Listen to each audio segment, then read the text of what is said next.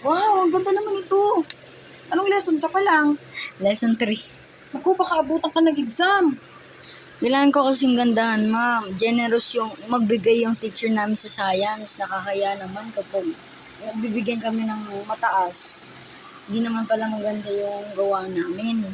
Kaya, ginagandahan ko na lang. Kaya, Oo, ang ganda. Yung knowing mo talaga.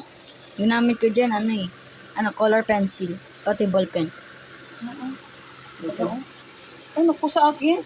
Kung ano lang grades mo dito, mahalaga may natutunan ka, gumaling ka mag-drawing ko dahil dito sa portfolio na to. Pati tulong din to. Tsaka natuto kang gumawa ng anong tawag dito? Ng portfolio? Ano ba ginagawa mo niya dito? Journal? Journal, parang gano'n. Grabe ang galing. Tsaka ayoko ng picture. Gusto akong i-drawing para... O pwede naman di kita ng picture pag wala ng time. Mag-exam